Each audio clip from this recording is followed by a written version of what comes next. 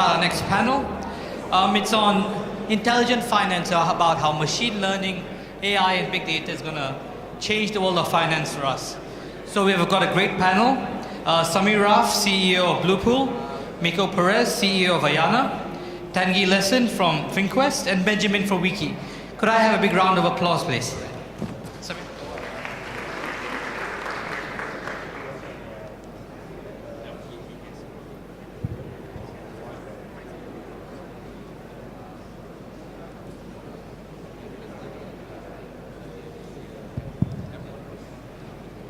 Hi everyone, thank you for joining us this afternoon to have a chat around intelligent finance.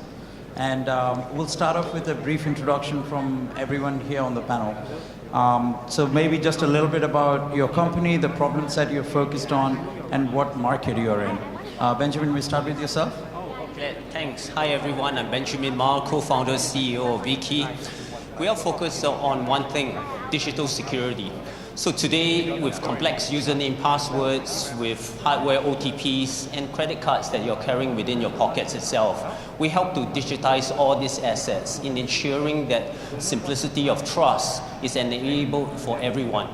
In addition to this, I'm also a venture capitalist that I manage a 50 million fund that I invest in promising startups in the area of medtech.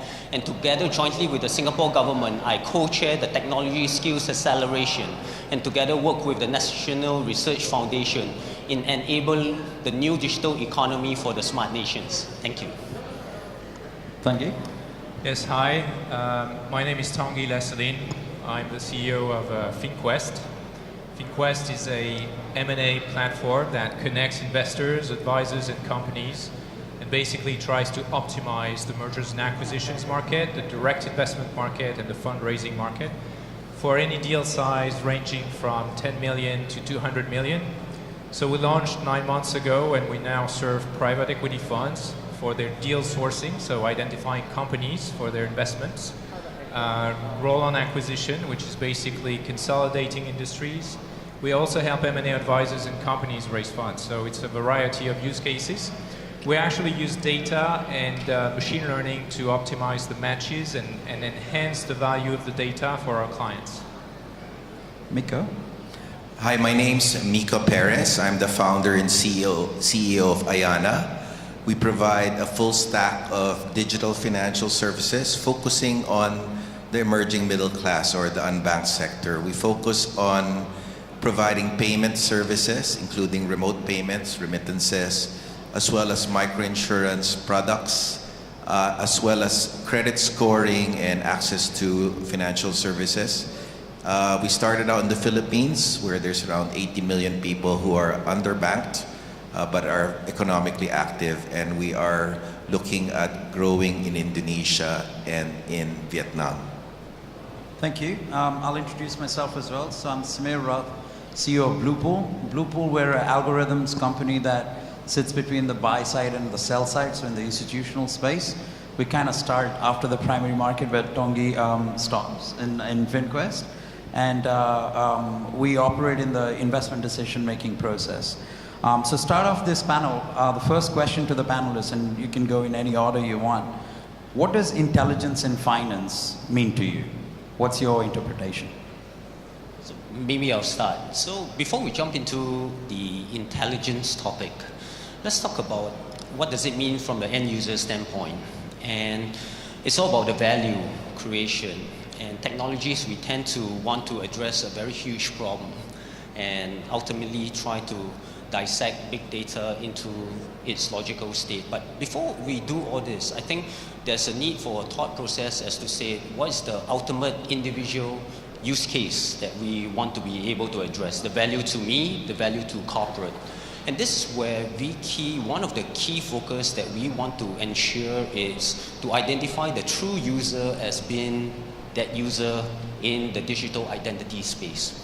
And the moment once you have a deep tech infrastructure as a foundation layer, that you truly identify the I, which is the identity, and you know the type of device on the D that he or she is using, then subsequently you can enable datasets, transactions, meaningful algorithms that's related to that individual and corporate that truly make meaning to them.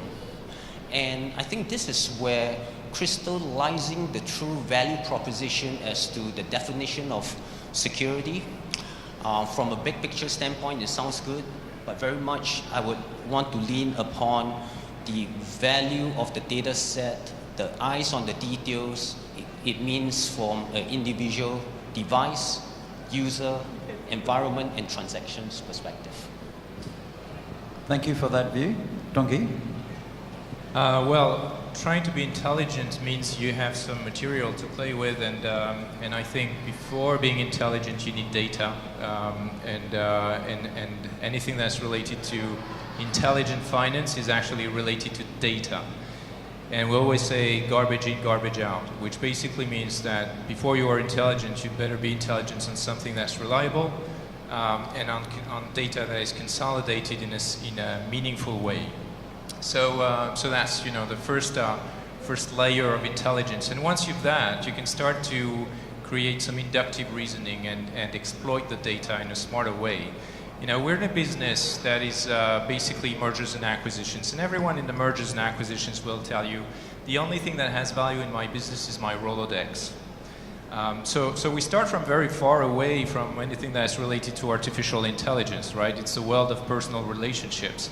Now the thing is, with that, you can only manage, say, 100 relationships that are significant, and that's all you can get to, and then you progressively lose the relationship with those people, and you lose the data that is associated with those people.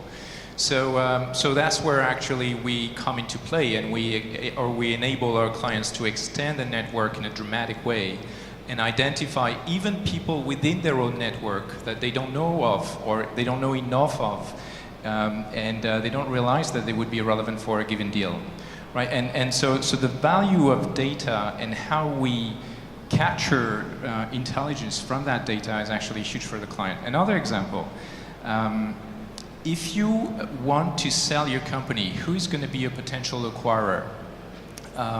And how do you guess who is going to be your acquirer? An example, if you have a company in Canada that recently changed CEO or has a new board member, and that board member has made acquisitions in the past, but that company has never done acquisitions.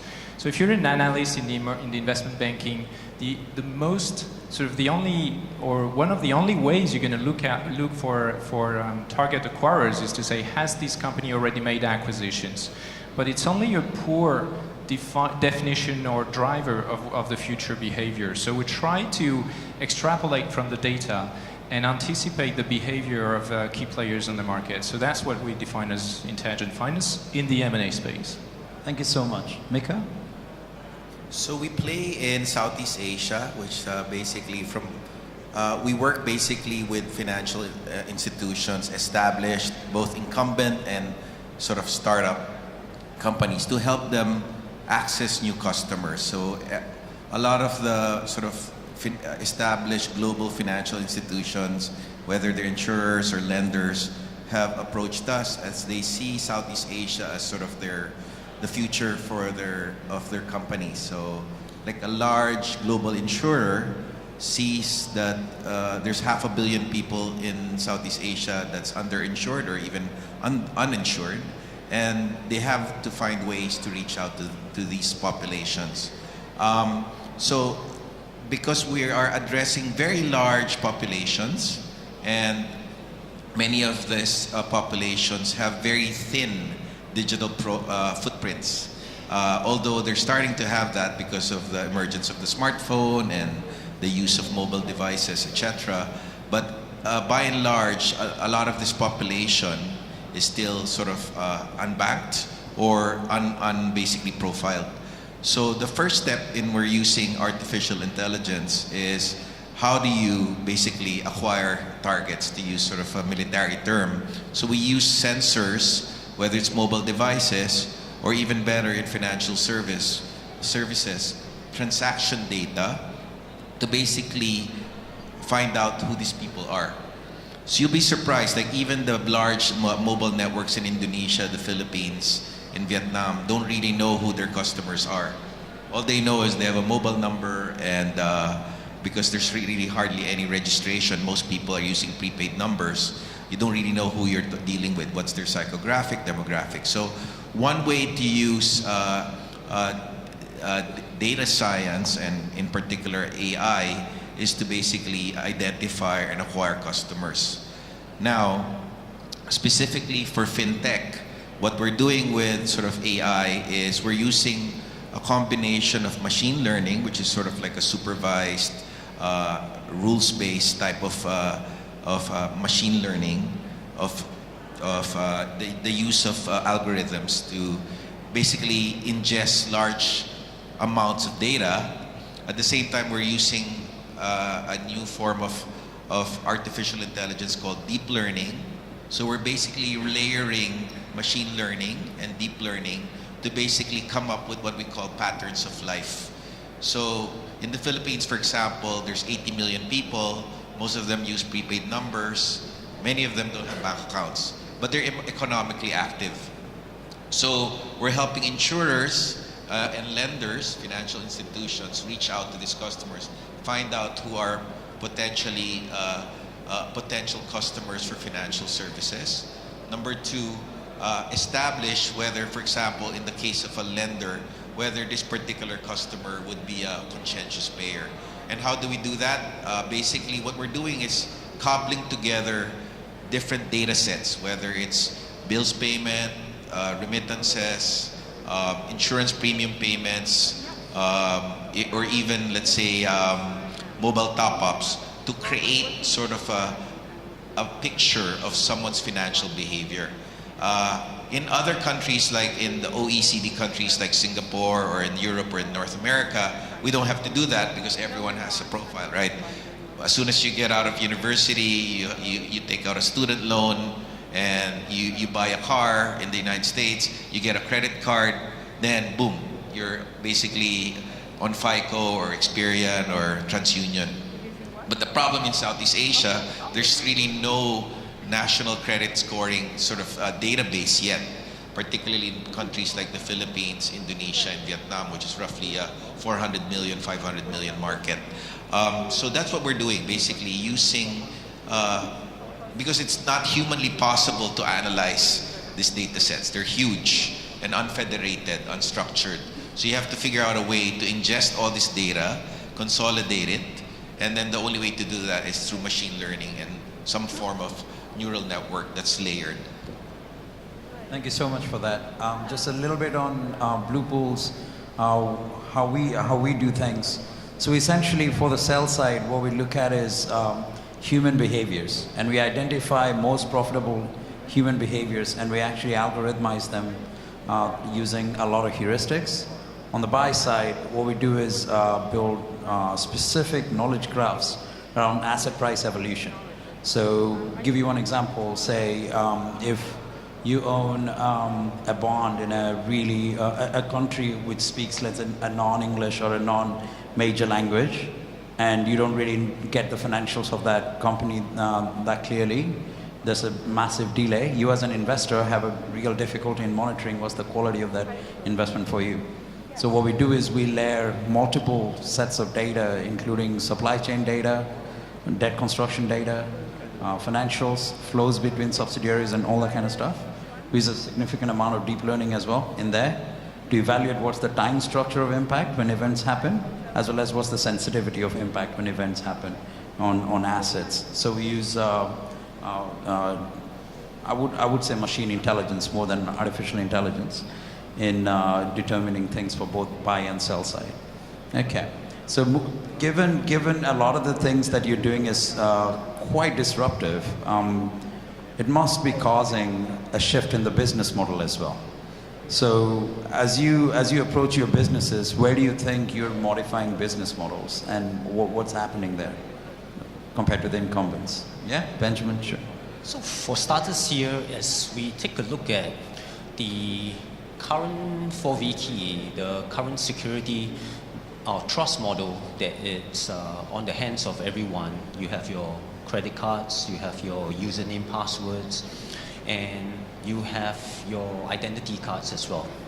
So one very key fundamental here that we're disrupting is the whole digitization of the current physical trust model that is already in the ecosystem.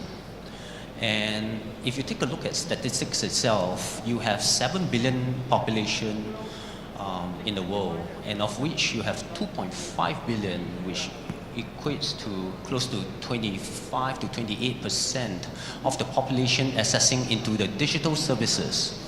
Now, the question here is how do we enable more digital services to all? Today, with the enabling of the 2.5 billion people to digital services, you have highly complex username password. Everyone is burdened by username passwords. We just have too many of them. And in addition to that, we carry credit cards, hardware tokens. So we need to be smart for passwords. We need to be very fast as well in responding to 30 and 60 seconds insecure SMS. Or you must have a very rich iPhone 7 with the latest Touch ID or S8 with your Retina. And that's the barrier of entry. But that means today, our trust model have created a very elitist class of that 25%, which is your smart, fast, and rich.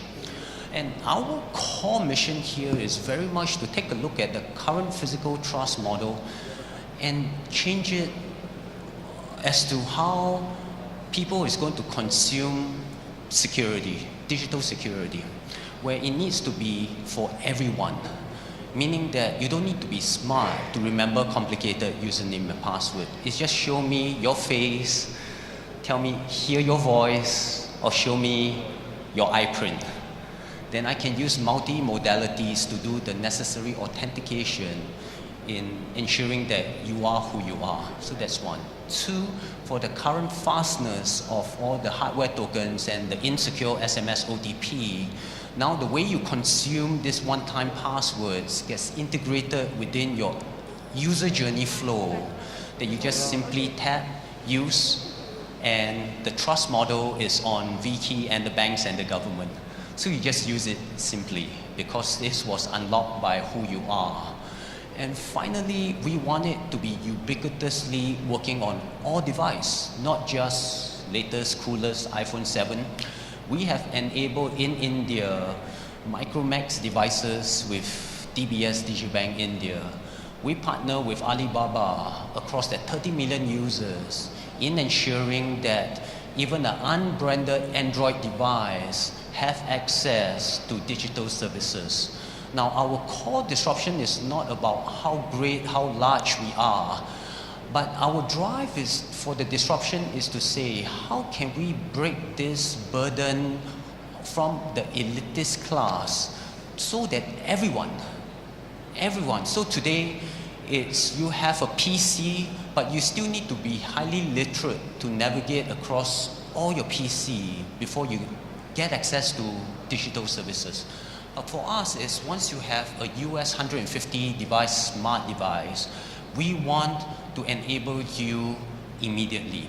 And the trust model that we flip around here is it becomes a confidence before we provide the assurance. And finally, the digital trust is then established for banks, as you probably have heard this morning. The 3 local banks together with IMDA has forged new partnership. So I just got back from the World Economic Forum where we launched the San Francisco office. And in the 4th Industrial Revolution, it's about new industrial models of governments, banks, coming together to forge new industries. And that is the true disruption that we have just witnessed this morning. Tanguy? Yeah, well, how we change an industry is, we're always asked whether what we do is disruptive or not. And in fact, it's not a goal to be disruptive. You know, I don't care about just being disruptive, and so to speak. It's not a goal by itself. What we do is we create a value proposition. We add a value proposition on the market that may change the industry. Just to give you 2 examples, the mergers and acquisitions market has 2 major sort of ways of operating. One is primary sourcing or exclusive negotiations between a buyer and a seller. Another one is what we call the auction market. So you've got the financial intermediaries who basically are paid to create an auction so they get the best price for the seller.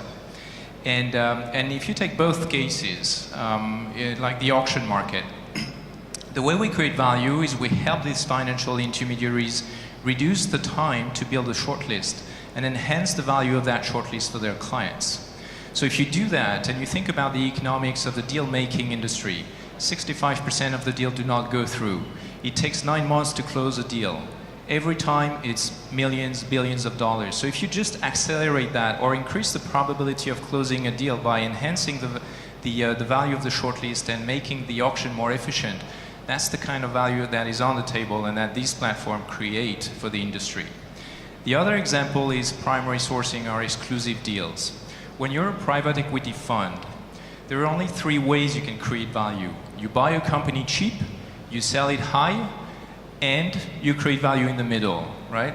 How you create value in the middle, in fact, these days, the industry consolidation is the primary way of building value. So when you buy smaller companies and agglomerate those smaller companies to a larger companies, you actually change league. You go to a bigger player kind of environment, and that kind of company has more value than a smaller player, right? So this entire industry is working on consolidation. And guess what? If you're a private equity fund that has 30 portfolio companies, each of them doing $500 to $1 billion revenue, how you find companies in Asia, how do you identify those? It's a nightmare. It's a nightmare. We have 1.3 million companies in our database, 50 million data points. We're consolidating data for the industry, so it's very, very difficult. And we're able to get back to them in a matter of days and say, hey, you should talk to this guy and this guy and this guy. And that has a lot of value for the industry. So for the moment, you know, the way we change the industry is we make it work better, right? Incrementally. We add contacts to an advisor, to an intermediary. We add opportunities to buy companies for the private equity or for the large companies. But eventually, if you think about it, and progressively our share of the shortlist or our share of the market becomes bigger and bigger, then it becomes the central node to make deals. So eventually, in 10 years, that's possibly what we would be looking for if everything goes right? But that's how we can change the industry. And obviously, from a pricing perspective, we all know that in finance, financial asymmetry is actually the biggest driver of making money, right? So if you have information, you make money. That's why when you make an introduction on the market, when you have a deal maker that just makes an introduction, he's going to charge 1 to 2 to 3% just for the introduction. If that becomes that easy to connect people together based on smart data, then you change the economics of the industry progressively, and the ability to make acquisitions, the ability to choose the right targets for acquisitions is actually changing the market. Thank you so much, and wish you luck in that one. Mikko? Yeah. So, like what he said, I actually would like to clarify. I think this whole notion of disruption is sort of a misnomer or seems to be misunderstood by a lot of people, particularly in the mainstream media.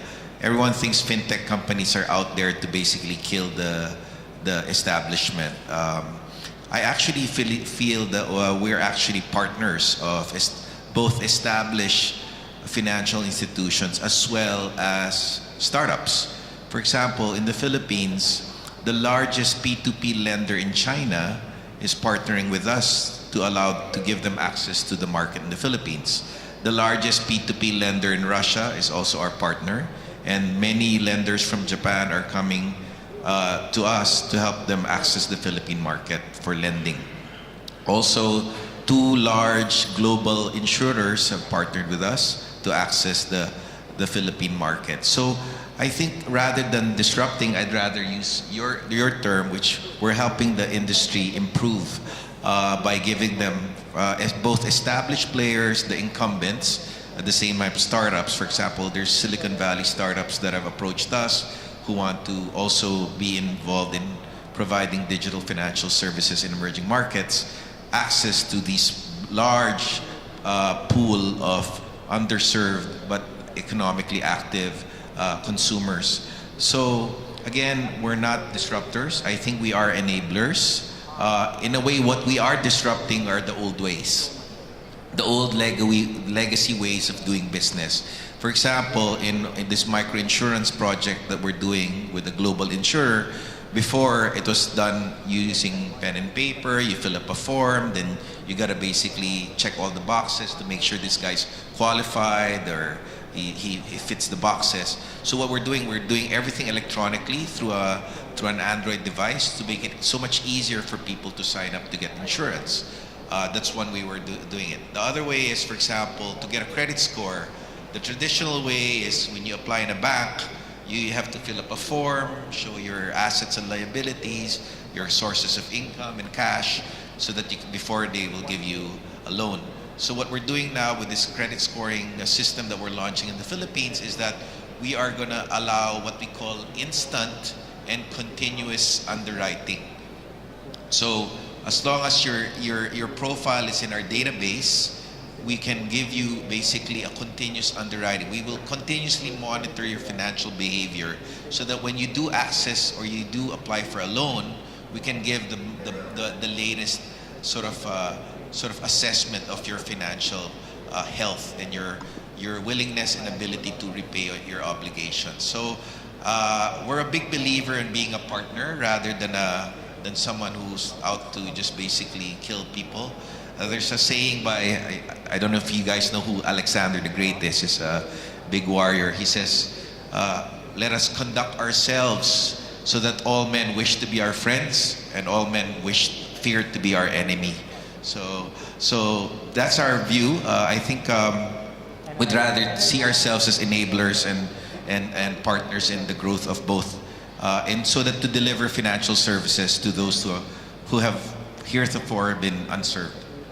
Thank you so much for that perspective. So we've talked about ambitions, we've talked about new ways in which we are using this technology.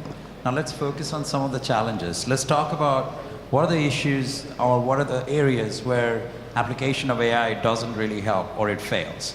It doesn't let us do any progress. Okay. So I think it's been mentioned that there's, I guess, three ways.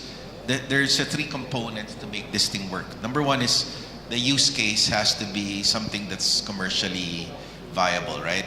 So there's a lot of like interesting ideas. You know, how do you identify a cat using on social media, whatever. Those are cool sort of proof of concepts, but you got to figure out the use case. So number one. Number two is you got to have data, and that's where I think in a way AI or machine learning or machine intelligence can come in. Is when you do have data, then a lot of things are possible.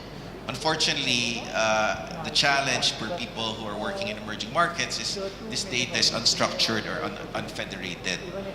So you do have to figure out ways to basically ingest the data, consolidate it into the algorithm so that the algorithms can do their jobs.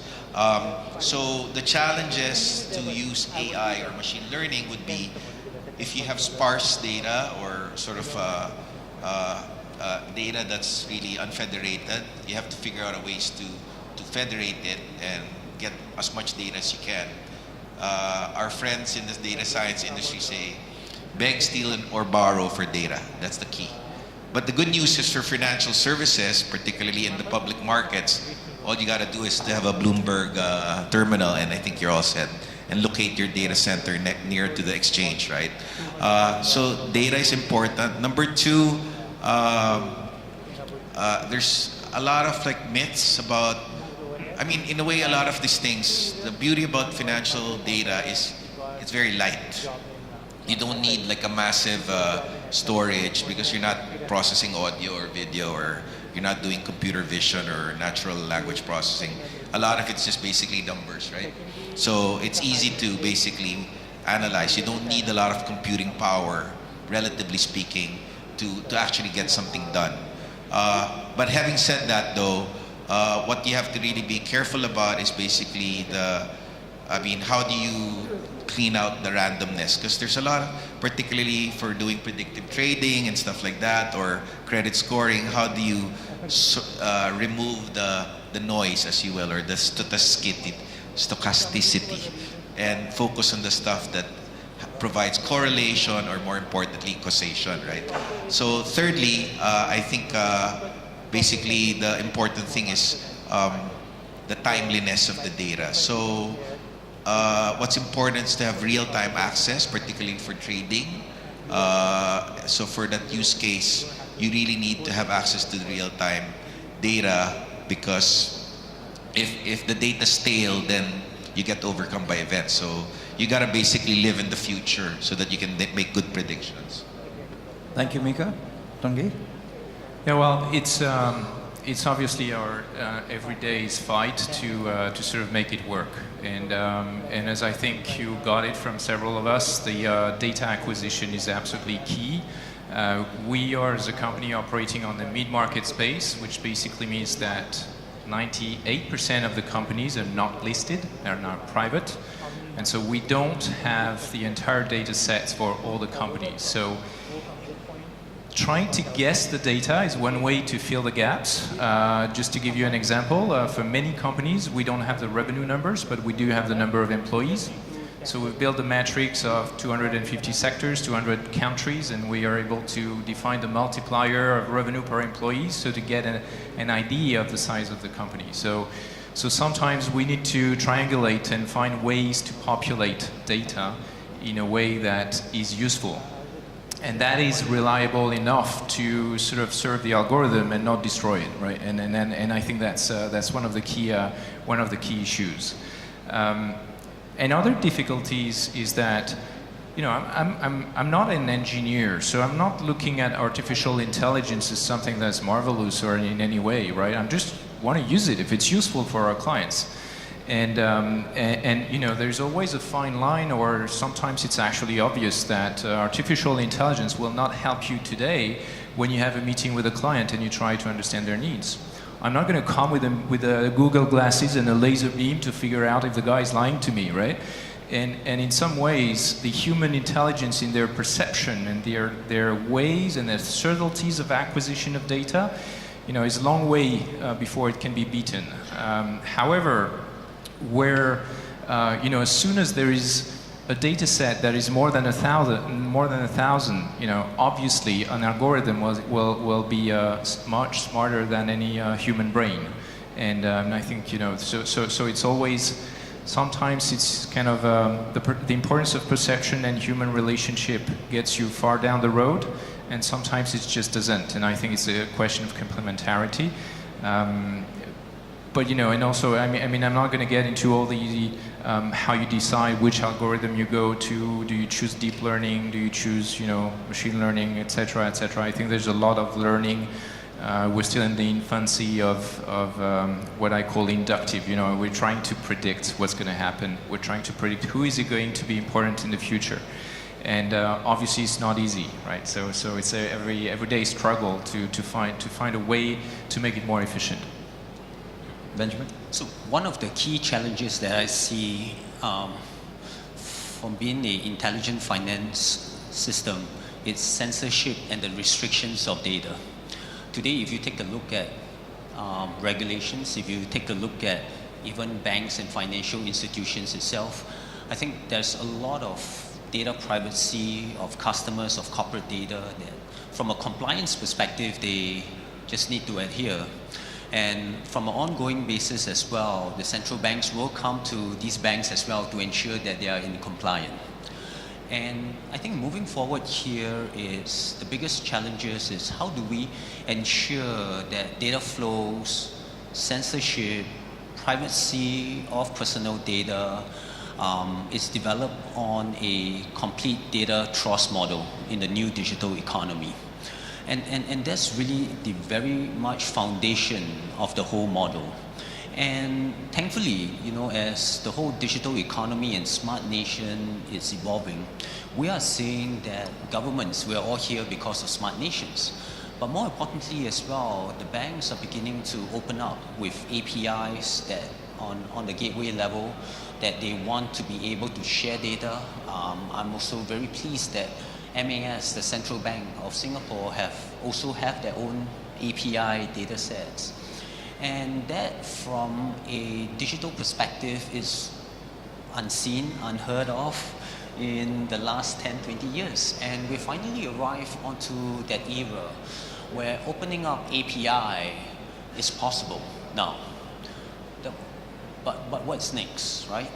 Next is how do we continuously still ensure that the compliance and the preserving of data privacy is still adhered. I think that's really the key model. And that's where if we are able to have a trusted data model set that is either local or federated across in-country, and by the way, each respective in-country will require data sets in-country. And if for me to be a Singaporean traveling to, let's say, India or the US, how can my credentials get federated across the other countries as well? No, and definitely that's a starting point. And I'm highly encouraged that as Singapore, we sign multiple fintech MOUs with countries like, for example, the US, we just announced, we've signed with the UK, from Downing Street, with FCA, we've signed with South Korea. And I'm beginning to see that the possibility of cross-data sharing is highly possible.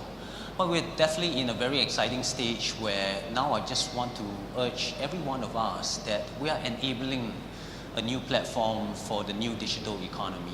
And if we are clever enough that we partner each one of our strengths, I think the future is bright, big, wide for all of us. Thank you so much for that. Thanks a lot, everybody, for joining us in this one. Let's have a round of applause for all the panelists. Thanks a lot.